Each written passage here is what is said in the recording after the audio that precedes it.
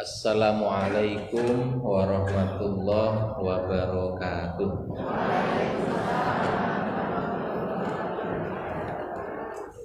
Alhamdulillahilladzi arsala rasulahu bil huda wa dinil haqq liyuzhirahu 'alad dini kullih walau karihal musyrikun.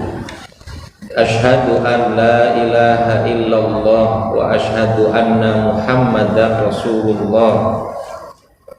Allahumma salli ala nabiyyina Muhammadin wa ala alihi wa ashabihi ajma'in, amma ba'd. Bapak Ibu jamaah Majelis Duha Masjid Muttaqin rahimakumullah. Mugi-mugi kita sedaya pinaringan rahmatipun Allah Subhanahu wa taala.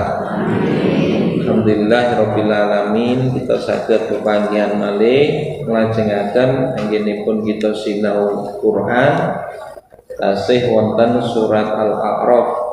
Enjing menika mlebet ayat 58.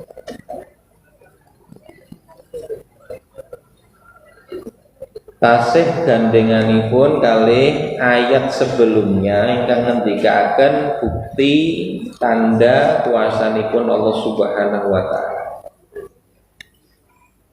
Faqala ta'ala, Allah Subhanahu wa taala berfirman, a'udzubillahi minasyaitonir rajim, bismillahirrahmanirrahim. Wal baladut thayyib, dan al balad bisa negeri at-thayyib baik. Mananipun balad di sini lebih kepada tanah yang baik. Sebab keterangan sak sampunipun yakhruju nabatuhu, yakhruju keluar nabatuhu tanaman-tanamannya. Allah ngendikaken siti ingkang sae, ingkang saking siti kala wau keluar atau tumbuh tanam-tanaman bi'idni kanthi izin rabbihi pengiranipun. Ya, Allah menika ngendikaken bilih saking siti ingkang sae nuwuhaken tanaman-tanaman mawi izinipun Allah Subhanahu wa taala. Menika mboten namung kalimat berita, tidak hanya pemberitahuan, ora mung ngandhake, ning menika mengandung perintah. Wonten kalimat kala wau janipun wonten dawuh saking Allah Subhanahu wa taala supados kula pansami agar kita mau memperhatikan bagaimana dari tanah yang baik itu bisa tumbuh tanam-tanaman.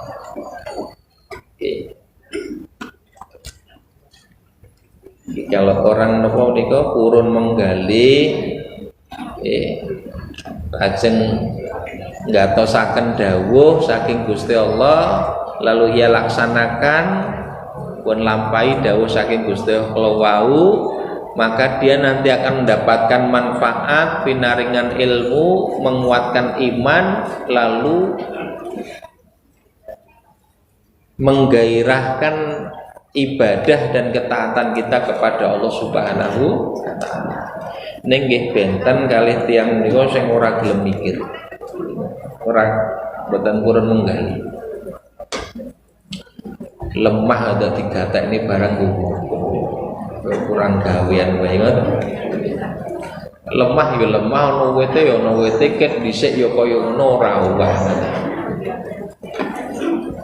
Padahal wontenipun siti, lajeng wonten siti kala nuwuhaken tanam-tanaman nika di antara cara Allah Subhanahu wa taala maringi pitedah dhateng kula panjenengan sami.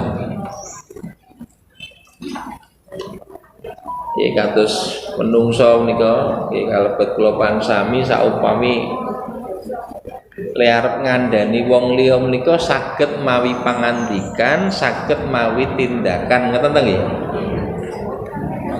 Begitu pula Allah Subhanahu wa taala dalam memberitahu dan membimbing manusia, nggih mawi pangandikan, nggih mawi ciptaan perbuatan Allah dalam mencipta dan mengaturnya.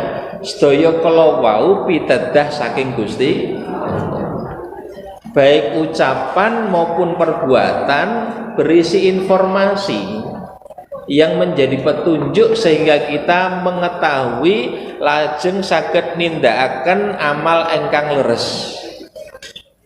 Maka alam yang diciptakan oleh Allah dengan segala pengaturannya menika ingkang lajeng dipun sebat ayatul kauniyah. Ayat-ayat kauniyah, kaun itu artinya alam. Sedangkan Quran ini disebut dengan ayatul qauliyah. Qaul itu ucapan. Begitulah Allah menunjuki manusia jalan yang lurus, mergi ingkang lempeng, tata aturan yang benar untuk diikuti dan dilaksanakan melalui ucapan maupun melalui perbuatan Allah yang diantara maknanya adalah petunjuk bagi manusia untuk mengetahui kebenaran dan menetapi kebenaran itu. Nah, ayat ini kok ngendikakan kados pundi dari tanah yang baik keluar tumbuh tanam-tanaman. Lajeng perhatikan kalimat yang Allah sampaikan, bi'izni rabbihi, dengan izin Rabbnya, Tuhannya. Niki janipun biiznillah, dengan izin Allah. Ning Gusti Allah menggunakan kata Rabb niki nggih wonten maksudipun. Bahwa Allah itulah Rabb. Rabb niku napa? Pencipta, pemilik, penguasa, pengatur alam semesta, pemberi rezeki seluruh makhluk. Niku mananipun Rabb. Nanti kita sinau. Artinya tanaman yang tumbuh dari tanah kala wau nggih sebab wonten sing ngatur, wonten sing maringi rezeki. Dan ia tumbuh dengan izin pencipta dan pengaturnya. Tidak lain adalah Allah Subhanahu wa taala. Menawi purun gatosaken, seandainya manusia mau memperhatikan masalah tanaman yang tumbuh di atas tanah kala wau, kok iso tukul. Tukul nggih basa Jawane nggih. Kok kaya jeneng sing nembe gerah nggih. Kita doakan mesakin lebih gerah nggih. Itu enggak. Kenapa bisa tumbuh seperti itu? Dipelajari manusia kemudian gatosaken, diteliti bagaimana tanaman itu bisa tumbuh keluar dari tanah, tumbuh membesar. Ternyata ini kan manusia ketika meneliti diketahui ada unsur-unsur tanah yang diserap oleh akar, kemudian tumbuhlah tanam-tanaman kalawahu. Sebagian ada yang jadi daun, ada yang jadi batang, ada jadi ranting, terus jadi buah.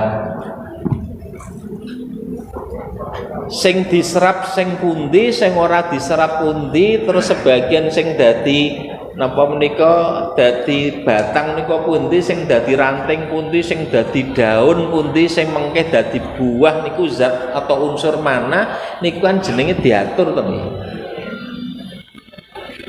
Lah yang melakukan pengaturan itu siapa? Menungso niku kon nyonto niku pun mboten saged nggih. Di situ dia akan mendapati keagungan Allah Subhanahu wa taala, kekuasaan Allah Subhanahu wa taala. Niki contoh kecil kemawon masalah uwit, masalah tanaman. Monggo sak donya niku urip uwite ramung siji to. Belum lagi binatang, belum lagi manusia, belum lagi makhluk-makhluk yang mungkin tidak terlihat oleh mata kita. Sehingga menawi kita menika menggalih merasakan kecilnya diri kita. jauhnya kita dari kemahakuasaan Allah Subhanahu wa taala. Tidak layaknya kita kemudian menyombongkan diri. Walladzi khabutha, dan tanah yang khabuth, buruk. Nek wau tanah yang thayyib baik, ini khabuth, khabith ya. Khabitha, khabutha, tanah yang buruk, yang jelek. La yakhruju, tidak keluar, tidak tumbuh, illa nakida, kecuali nakida dengan pertumbuhan yang merana. Orang tidak tumbuh dengan subur. Terus Allah ngendikaken wonten siti ingkang sae, wonten siti ingkang boten sae. Boten sae niki basane napa nggih? Elek niku nek dijawabke sing krama napa? Awon nggih. Senro wong Jawa ora ngerti Jawa niki. Wonten siti ingkang sae, wonten siti ingkang awon.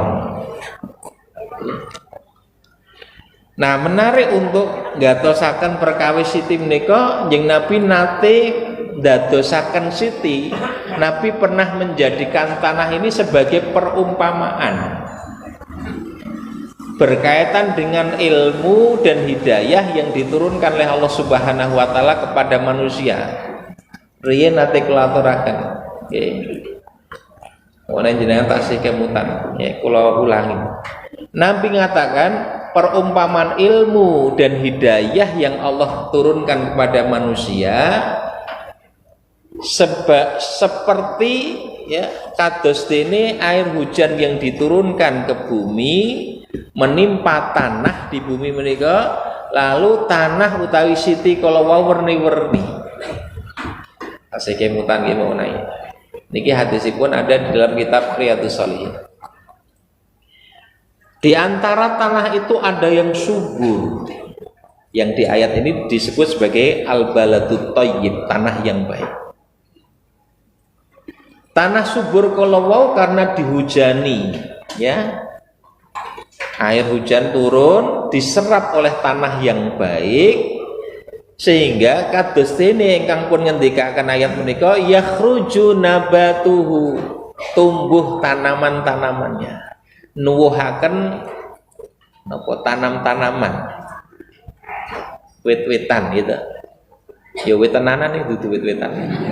Wit tenanan. Tumbuh tanam-tanaman dari tanah yang baik yang dituruni hujan kala wau. Tetapi ada juga di antara tanah kala wau, iki pangandikanipun Nabi,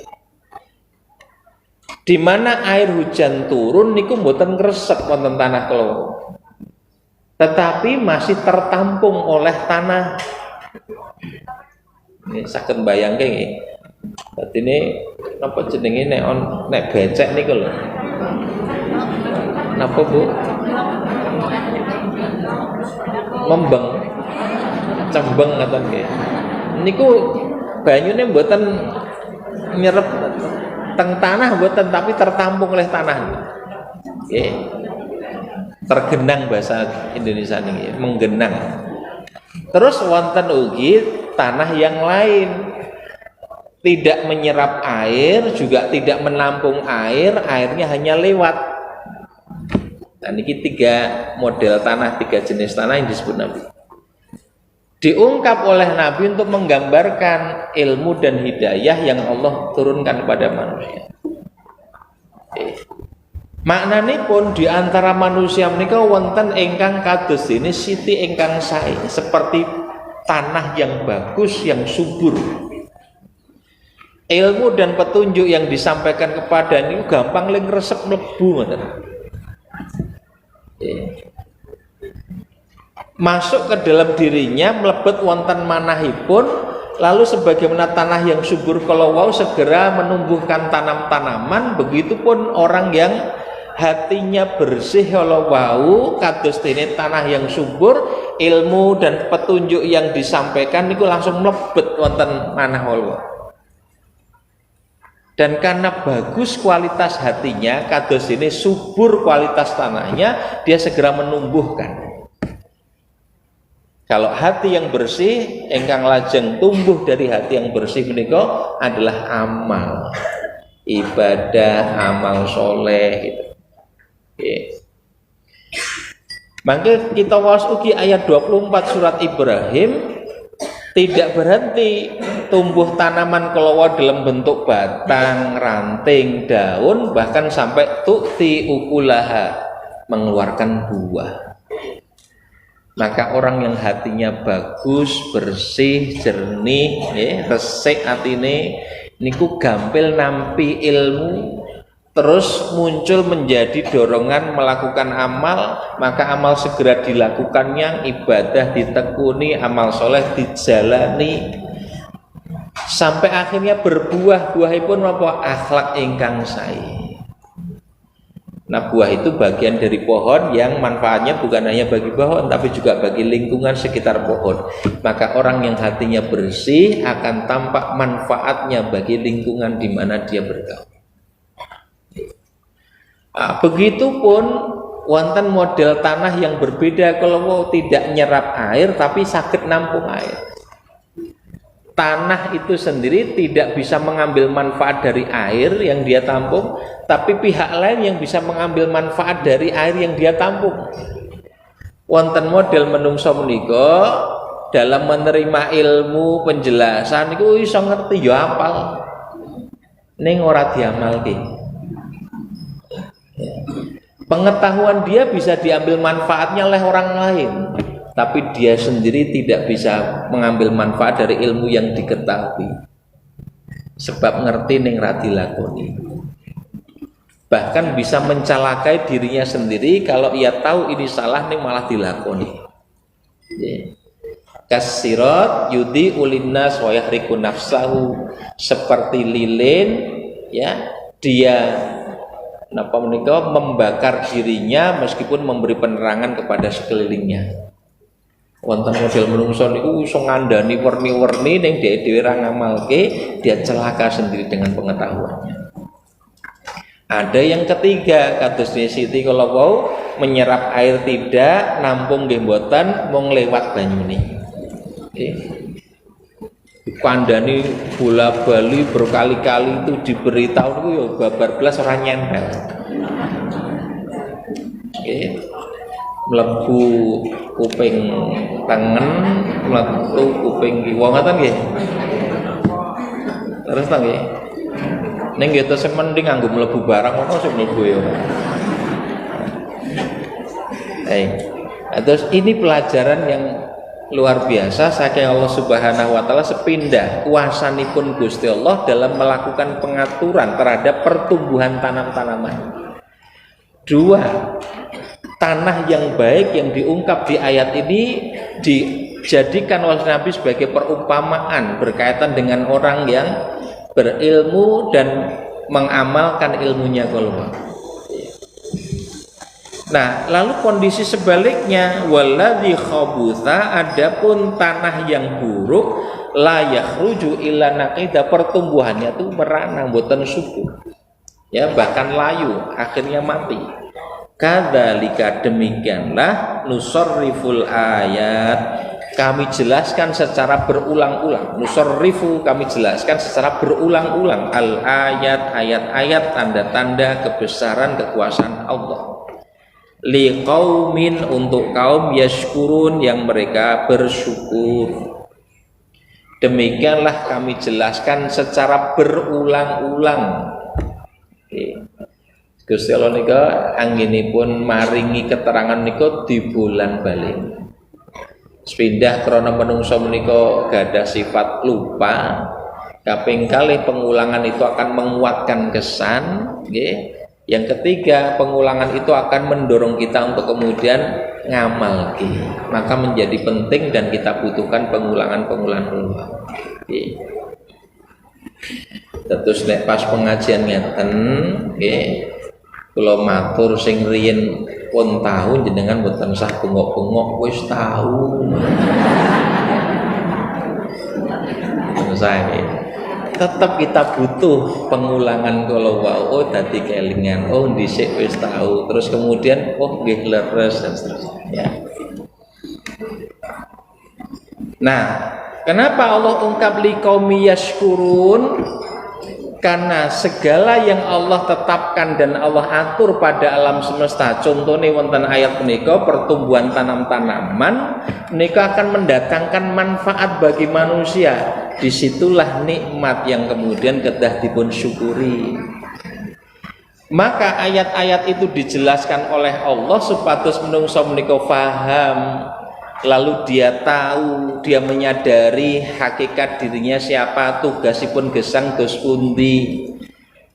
Dengan kemudian nindake dawuh saking Gusti Allah kala wau pinaringan pitedah ingkang leres, lalu dia menjalaninya dengan sungguh-sungguh, maka dia mendapatkan manfaat, dia memperoleh keselamatan, dia merasakan kebahagiaan, sedaya kelawan nikmat saking Gusti Allah ingkang lajeng kedah dipun syukuri. Wujud kesyukuran kados ini keterangan para ulama adalah ginaaken nikmat saking Gusti Allah kala wau untuk melaksanakan apa-apa yang diperintahkan. Begitu kita sadar Gusti Allah sampun maring nikmat ingkang kathah, nggih lisan kita maos alhamdulillah, perbuatan kita menggunakan nikmat itu untuk nindakake dawuh. Dan setiap kali kita bersyukur dalam berbagai wujud ketaatan kalau wau, Allah nambahi melih kanikmatan datang kulupan sami. La in syakartum la azidannakum. Kalau kamu bersyukur, maka aku pasti tambahkan nikmatku kepadamu. Laqad arsalna Nuhan. Nah, setelah tanda kuasa Allah kalau wau, kemudian Allah mulai mengungkap fakta sejarah, kasunyatan sejarah dengan diutusnya para nabi dan rasul supados napa? Supados menungso menika terbimbing untuk memahami segala ayat-ayat Allah yang dijelaskan berulang-ulang kalau sehingga keterangan utai penjelasan dari ayat-ayat Allah itu juga terbantu dengan pengutusan para rasul.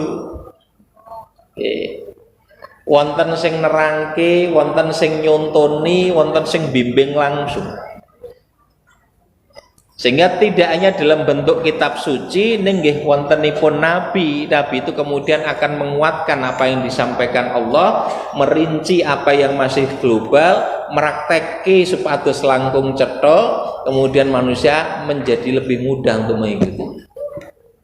Walaupun nanti kita saged sinau wonten ayat-ayat menika respon manusia terhadap rasul atau nabi yang diutus kasunyatan menika nggih benten-benten. Wonten ingkang nampi ngimani lajeng taat dhateng rasul kala wau, nggih wonten ingkang malah mendustakan rasul, mengingkari rasul, malah sampai memusuhi rasul yang diutus. Nah, fakta sejarah menika mboten namung cerita, tetapi dia menjadi pelajaran bagi kula pansami.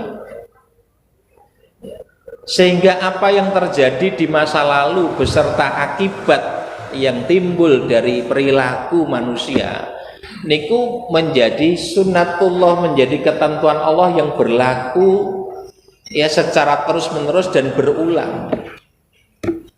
Maksudipun ngeten, mengkeh dados rumus. Niki pentingipun kita lajeng sinau Quran, sinau hadis, kita mendapatkan rumus urip sing bener, sing nyelametke ade niku dos pundi.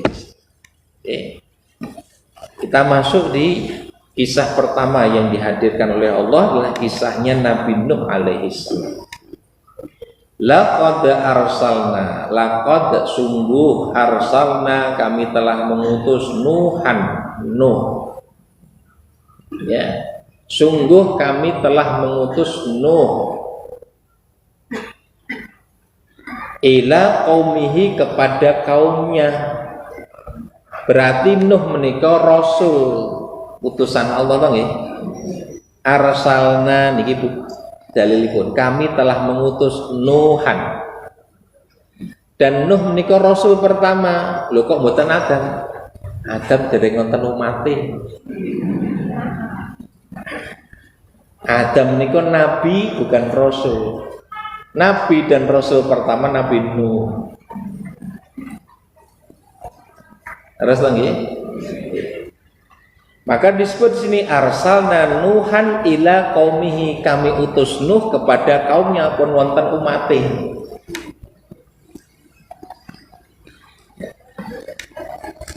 Nah, qaumihi ila qaumihi, kepada kaumnya, ini juga mengisyaratkan bahwa Nabi Nuh menika berasal dari kaumnya sendiri. Sak mangke kula pansami menawi sinau Quran menika badhe bakal manggi bahwa seluruh rasul menika diutus oleh Allah dari masyarakatnya sendiri. Bukan didatangkan dari luar yang tidak dikenal, boten, dari masyarakatnya sendiri, di mana masyarakat tersebut sangat kenal dengan Rasul. Nabi Muhammad juga dari masyarakatnya sendiri. Nabi Nuh juga dari kaumnya sendiri. Nabi Hud juga dari kaumnya sendiri. Maksudipun napa? Maksudipun Rasul itu adalah pribadi yang tidak asing lagi bagi masyarakat yang diajak. Seluruh orang yang menjadi kaum atau umatnya Rasul, kalau jane pun ngertos pribadinya Rasul itu pribadi yang baik. Sedaya jane pun saged nampi sebelum Rasul ini diangkat oleh Allah sebagai utusannya dan belum menyampaikan dirinya sebagai Rasul utusan Allah, belum juga mengajak mereka kepada tauhid. Rasul ini adalah seseorang yang sebelumnya tuh sangat diterima. Katusnya yang Nabi ini, Nabi Muhammad Shallallahu Alaihi Wasallam itu sebelum diangkat Allah sebagai Rasul, masyarakat Arab itu menerima sepenuhnya pribadi Muhammad Shallallahu Alaihi Wasallam. Bahkan semuanya sepakat memberi gelar Muhammad SAW itu sejak masih remaja, dikasih gelar Al-Amin, pribadi terpercaya. Niku mboten wonten sing nolak. Terus berlangsung sampai yuswanipun yang Nabi kirang langkung kawan dosa ketika Nabi wahyu nggih, kurang lebih 40 tahun nggih. Nabi belum langsung menyampaikan aku Rasul, aku utusan Allah pada kalian dereng. Nabi ngetes rumiyin, dan nanti kita lihat responnya kados pundi. Allah dawuh, wa anzir ashiratakal aqrabin, hai Muhammad, berikanlah peringatan kepada kaum kerabatmu yang terdekat. Niku dipun kempalaken sedaya masyarakat wekdal semanten. Nabi tidak langsung mengatakan aku utusan Allah pada kalian, mboten. Nabi ngetes rumiyin. Setelah semuanya hadir, di dalam kitab sirah disebutkan kalau ada yang tidak bisa hadir niku ngutus wakil ben iso teko. Ini menunjukkan luasnya penerimaan masyarakat terhadap pribadi Muhammad sallallahu alaihi wasallam.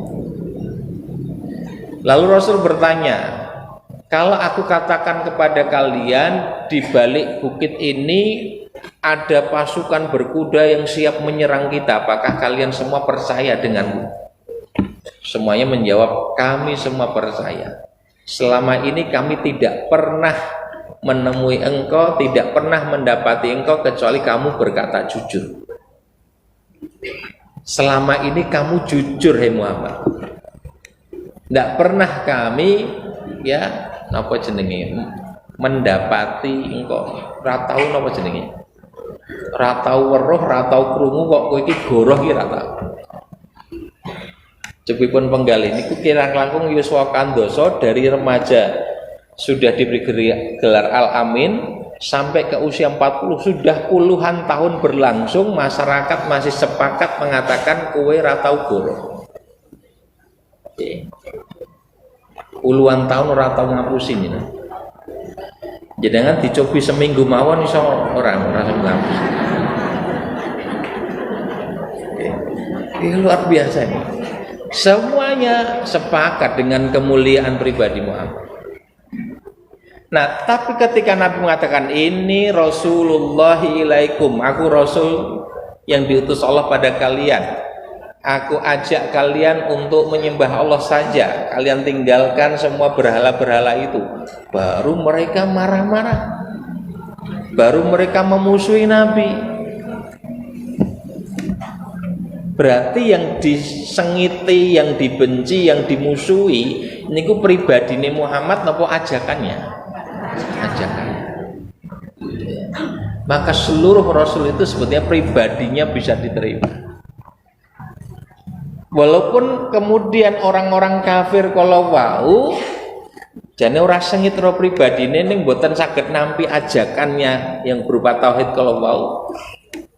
Akhirnya mencari cara ados pundi agar orang tidak menerima ajakan kalau wau yang dilakukan kemudian ngelek-elek.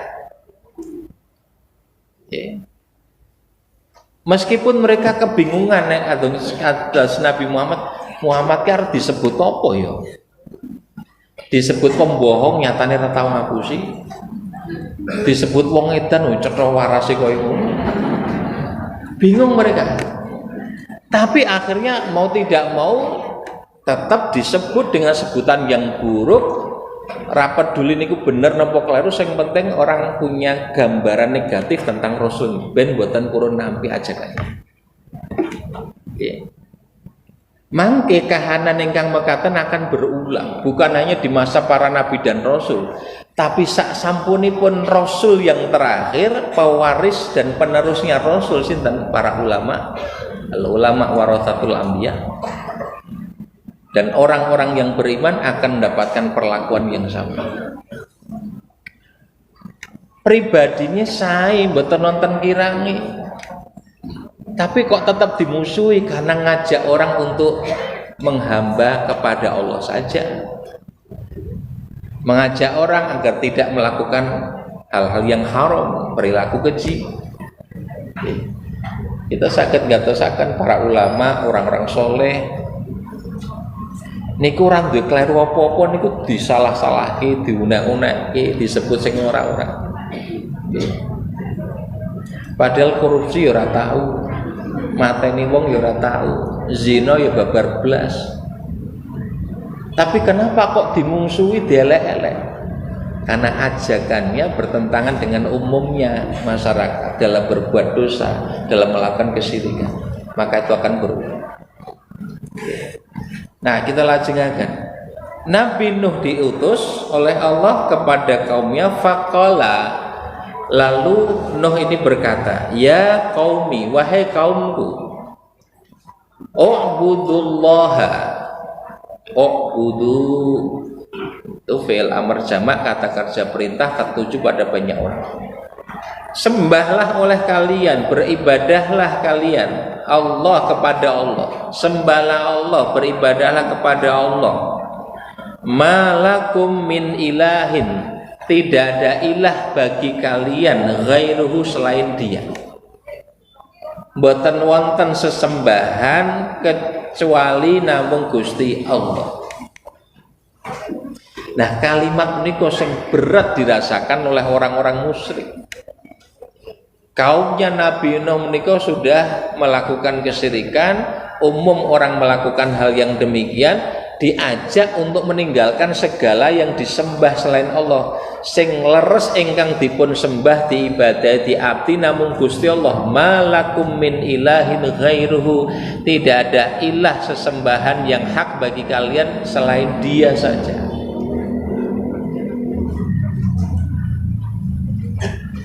Niki koreksi dari Nabi yang diutus terhadap kaumnya.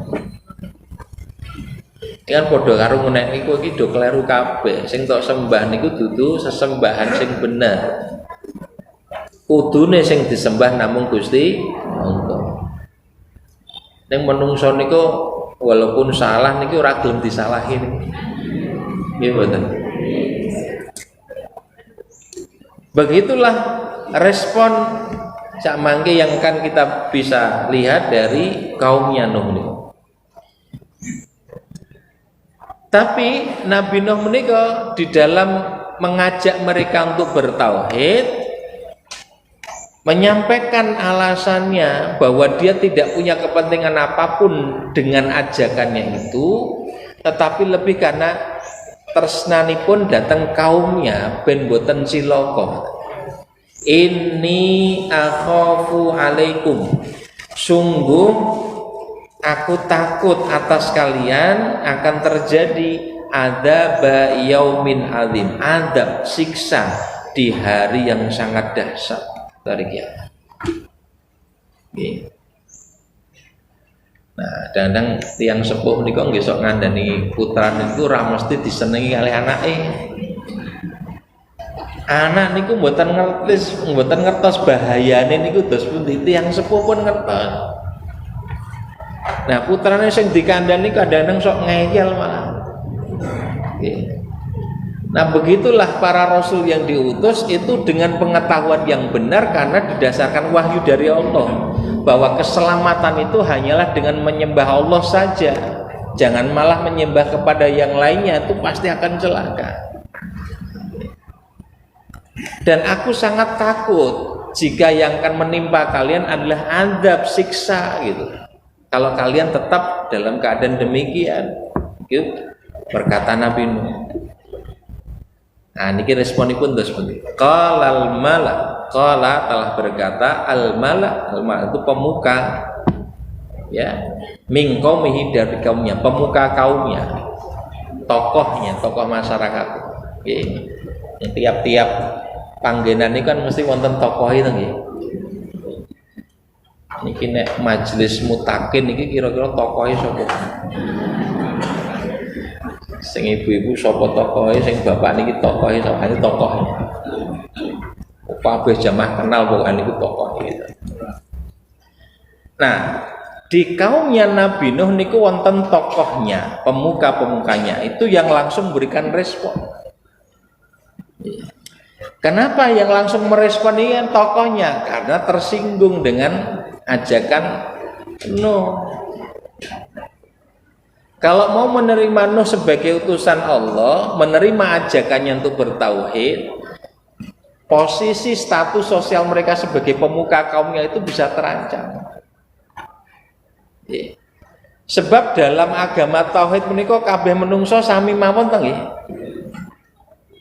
Tidak ada yang lebih mulia satu dengan yang lain kecuali dengan prestasi takwanya.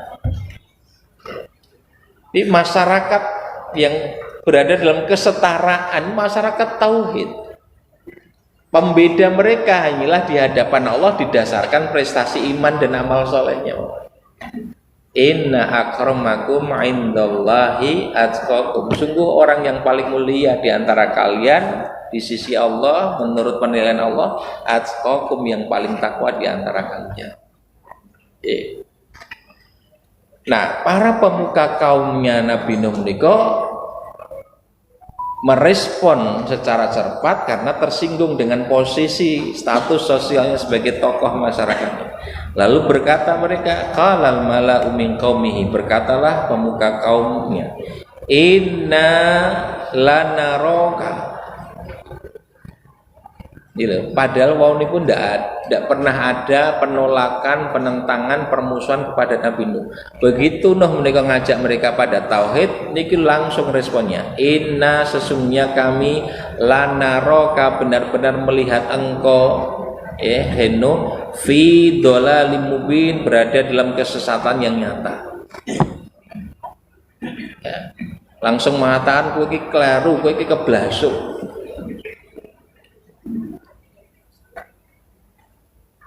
Qala, Nabi Nuh kemudian menjawab, ya, respon dari pemuka kaumnya itu, ya qaumi, wahai kaumku, laisa bi dhalalah,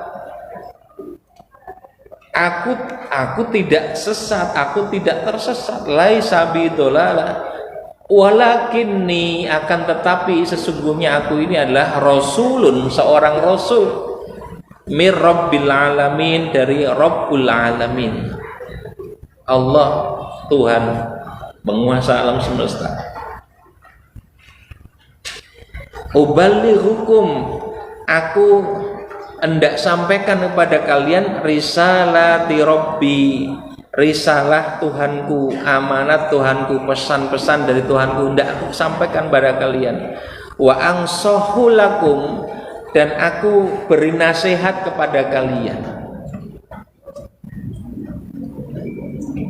Wa a'lamu minallah, dan aku lebih mengetahui dari Allah. Aku mengetahui dari Allah ma la ta'lamun, apa-apa yang kalian tidak tahu. Karena aku Rasul utusan Allah, dia memberitahukan kepadaku sesuatu yang kalian belum tahu, maka aku akan sampaikan pada kalian. Awajibatum, apakah kalian ajib itu heran gumun, apa kowe do gumun, anja akum, bahwasanya datang kepada kalian zikrun, peringatan, mir rabbikum, dari Rabb kalian, dari Tuhan kalian, ala rajuli minkum, melalui seorang laki-laki dari kalangan kalian sendiri. Maksudnya aku ini kan kowe ora kenal aku gitu. Aku ki sapa, wis do ngerti. Jadi Nuh itu seseorang yang mereka semua sudah tahu. Apa yang membuat kalian merasa heran? Bukankah aku orang yang selama ini sudah kalian kenal?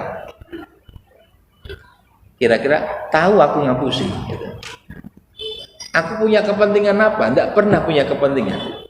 Jadi Nuh hendak meyakinkan kaumnya bahwa dengan ajakannya itu dia tidak punya pamrih apa.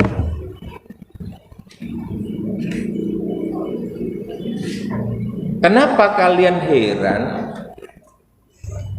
tatkala datang kepada kalian peringatan dari Tuhan kalian melalui seorang laki-laki minkum, dari kalangan kalian sendiri, yaitu aku maksudnya. Liyum dhirokum, untuk memberi peringatan kepada kalian, walitattaku, juga agar kalian mau bertakwa, wala'allakum turhamun, juga agar kalian mendapatkan rahmat. Maksudnya aku sampaikan ini tidak ada kepentingan apapun, justru keuntungan dan manfaatnya bagi kalian sendiri. Kalian akan dirahmati Allah, kalian mendapatkan peringatan, kalian menjadi bertakwa, itu manfaat kembali pada kalian sendiri. Fakadzabuhu, tapi kaumnya terus pun di fakadzabuhu, lalu mereka malah kadzabuhu, mendustakannya, mendustakan Nabi Nuh. Ya, niki kisah pun disingkat Imam. Ya. Karena kan ada kisah yang lebih panjang nanti di ayat-ayat Quran, bagaimana Nuh menika diberitahu oleh Allah nanti akan terjadi banjir besar, sehingga Nabi Nuh menika didhawuhi untuk membuat kapal. Padahal itu kondisinya panas, belas rata hutan, napa gerimis mboten, maka diolok-olok oleh masyarakatnya. Panas kok ngene kok gawe kapal ki arep ditumpahi ning ngendi ngoten. Nah, cukup panjang kisah menika, di ayat menika di surat Al-A'raf niku disingkat. Intinya kaum yang mendustakan Nuh, akibatipun apa? Fa'anjainahu, maka kami selamatkan dia Nuh menika, walladzina ma'ahu, dan orang-orang yang bersama dengannya. Ya. Fil fulki, di dalam kapal, wa aghraqna, dan kami tenggelamkan, sinten yang ditenggelamkan, alladzina kadzabu bi ayatina, orang-orang yang mendustakan ayat-ayat kami. Innahum kanu qauman amin, sesungguhnya mereka itu adalah kaum yang buta, maksudnya buta mata hatinya, tidak bisa melihat kebenaran. Oke, jam 8 pas nih, pangapunten. Insyaallah kita lajengaken kesempatan akan datang. Wallahu a'lam bishawab. Bismillahirrahmanirrahim. Terima kasih pada Pak Ustaz Sigit yang telah menjabarkan menafsirkan surat Al-A'raf ayat 58 sampai 67. Ini ada 3 pertanyaan, kita baca. Cepat Sigit. Mau tanya Pak Ustaz, setiap rumah tangga punya menggambarkan kebahagiaan di dunia dan di akhirat. Pertanyaan, kebahagiaan di dunia yang dinisbatkan dalam Islam itu seperti apa? Yang kedua, kalau kita ngaji dalam keadaan batal wudu atau maaf junub, maka boleh. Yang ketiga, ini Tonton, gagal pertanyaannya Pak. Kita kan punya bani Pak, terang ya. Itu biar regen, terangnya itu di iming-imingi simpan pinjam.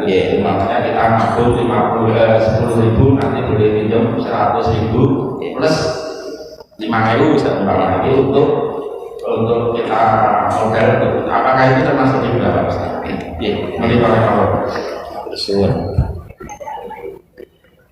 Pertama sih ngiling-ngiling tadi lagi. Yang pertama tentang kebahagiaan gitu. As-sa'adah, kebahagiaan di dunia yang dinisbatkan dalam Islam seperti apa? Maksudnya kebahagiaan di dunia miturut Islam niku ingkang kados pundi.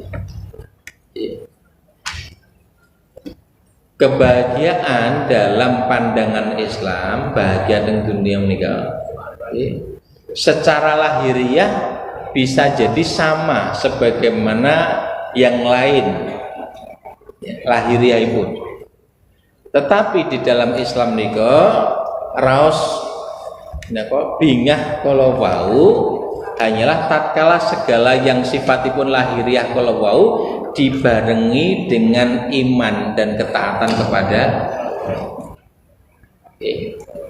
bahagia semata lahiriah saja umpami DT kata posisi kedudukannya tinggi, popularitasnya luas, terkenal, sekilas mungkin orang menganggap itu bahagia. Walaupun sing nglakoni durung mesti. Karena ternyata leres dalam tuntunan Islam kebahagiaan tatkala segala yang didapat dari kesenangan dunia kalau wau tatkala ia dibersamai dengan iman dan ketaatan kepada Allah.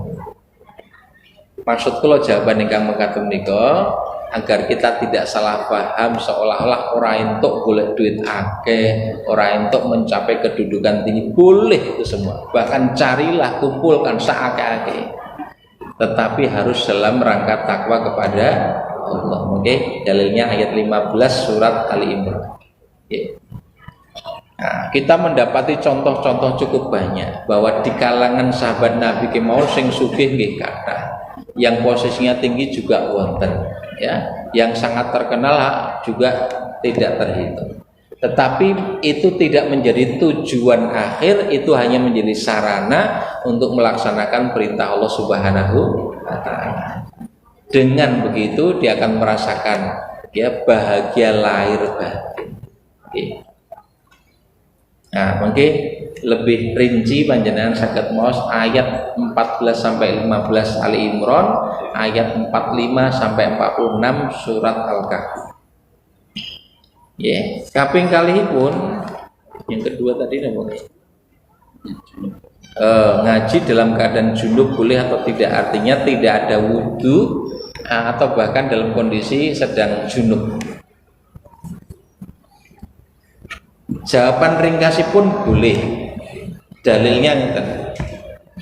Dalil pertama hadis riwayat Imam Muslim dari Aisyah radhiyallahu anha. Aisyah mengatakan kana Rasulullah sallallahu alaihi wasallam yadhkurullah fi kulli ahyanihi. Rasulullah sallallahu alaihi wasallam itu berzikir kepada Allah di semua keadaannya. Ya. Di semua keadaannya, maknanya menurut keterangan ulama adalah baik dalam keadaan suci maupun dalam keadaan tidak suci. Berarti dalam keadaan suci maupun tidak, Nabi selalu berzikir kepada Allah. Lan niku nak zikir, lan nek maca Quran. Maka para ulama mengatakan bukankah baca Al-Quran juga zikir? Ya. Maka tercakup di dalam hadis ini kebolehan membaca Al-Quran meskipun dalam keadaan tidak suci. Napa wonten dalil lain yang lebih tegas lagi, wonten hadis riwayat Imam Bukhari. Nabi SAW dalam hadis riwayat Bukhari disebutkan kalau bangun tidur di malam hari itu wungu saking sare, Nabi kemudian membaca ayat-ayat akhir penutup dari surat Ali Imran, mulai inna fi khalqis samawati wal ardi ayat 190 sampai ayat 200. Setelah membaca ayat-ayat itu Nabi baru kemudian berwudu terus nindake sholat dulu. Berarti pas mau Quran kalau belum ada wudu nih ya. Ini dalil bahwa tidak punya wudu niku mau Quran boleh. Dari sisi kebolehan niku cetha paham. Walaupun kayak pemanggil sanes niku tapi dari niki apa yang dilakukan Nabi niku jan pun cetha. Sedangkan yang berpendapat tidak boleh itu sifatnya tafsiran dari satu ayat yang tafsiran kalau sakit leres sakit mudah. Tapi kalau merujuk pada praktek pun yang Nabi ngoten tidak punya wudu maos Quran, itu jelas menunjukkan tidak mau. Dari sisi fikih hukum boleh. Tetapi secara adab niku lebih utama untuk mempunyai wudu. Adab. Jadi ada adab lahir, adab batin dalam baca Al-Quran. Terus yang ketiga, napa wong guys? Arisane simpan pinjam ya. Simpan pinjam napa arisan niku wonten simpan pinjam ngoten ya. Terus mungkin boleh pinjam ning balekke wonten tambane. Nah iku cetha nggih. Satu, wonten riba napa mboten sing ngoten? Satu yang kedah kita pahami kaidahnya, riba itu terjadi dalam transaksi utang piutang atau pinjam meminjam. Berarti leres nih di sini ada transaksi pinjam meminjam atau utang piutang. Artinya kalau transaksinya itu transaksi utang piutang atau pinjam minjam, yang harus diwaspadai adalah kemungkinan terjadinya riba. Satu. Yang kedua,